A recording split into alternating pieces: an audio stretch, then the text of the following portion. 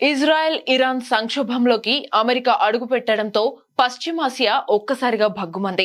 మరోవైపు అమెరికాలోని ప్రధాన నగరాల్లో ఇరాన్ కు మద్దతుగా ప్రదర్శనలు జరుగుతున్నాయి. ఏకంగా వైట్ హౌస్ ఆవరణలోనే ట్రంప్ వ్యతిరేక నినాదాలు వినిపించాయి. ఇరాన్ పై యుద్ధం వద్దు, ఇజ్రాయెల్ కు మద్దతు ఇవ్వడం ఆపండంటూ నినాదాలు చేశారు. ఇరాన్ కు మద్దతుగా పాటలు పాడుతూ నిరసన గళమెత్తారు. ప్రస్తుతం యుద్ధ వ్యతిరేకత నినాదాలతో అమెరికా ప్రధాన నగరాలు మారుమ్రోగుతున్నాయి. బోస్టన్, చికాగోతో పాటు న్యూయార్క్, టైమ్స్ స్క్వేర్ వద్ద హ్యాండ్స్ ఆఫ్ ఇరాన్ స్లోగన్లు ఉన్న బ్యానర్లు ప్రదర్శిస్తూ కొందరు ఈ ప్రదర్శనలు చేపట్టారు. ఆపరేషన్ మిడ్ నైట్ హామర్ పేరుతో కేవలం 25 నిమిషాల్లోనే ఇరాన్ అణుశుద్ధి కేంద్రాలను దాడులు జరిపినట్లు అమెరికా సైన్యం ప్రకటించుకున్న విషయం తెలిసిందే. దాంతో యుద్ధ వ్యతిరేక నిరసనలు తీవ్రతరమయ్యాయి. మరోవైపు నిరసనల నేపథ్యంలో అక్కడి భద్రతా బలగాలు అప్రమత్తమయ్యాయి.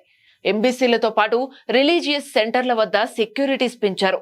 ఇప్పటికే పలువురు నిరసనకారుల్ని అదుపులోకి తీసుకున్నారు. అయితే అమెరికా సైన్యం జరిపిన దాడుల్లో ఇరాన్ కు భారీ నష్టమే వాటిల్లిందని స్వయంగా ఆ దేశ అధ్యక్షుడు ట్రంప్ సోషల్ మీడియా వేదికగా ప్రకటించారు.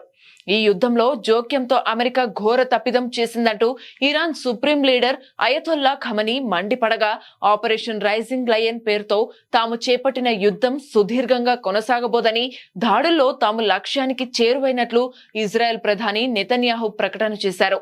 ఇరాన్ పాలకులు మమ్మల్ని తుడిచిపెట్టాలని చూసినందువల్లే ఈ ఆపరేషన్ చేపట్టాల్సి వచ్చిందన్నారు ఆయన. టెహ్రాన్ తో సుదీర్ఘకాలం యుద్ధం కొనసాగించబోమని, అయితే అనుకున్న ఫలితం రాకముందే పోరాటం నుంచి నిష్క్రమించేది లేదని నెతన్యాహు అన్నారు.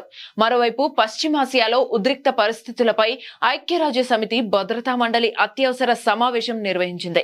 మరోవైపు యూదు శత్రువులు ఘోర తప్పిదం చేశారని, తీవ్ర నేరానికి పాల్పడ్డారని, దీనికి శిక్ష తప్పదని ఇరాన్ సుప్రీం లీడర్ ఖమేనీ మరోసారి హెచ్చరించారు.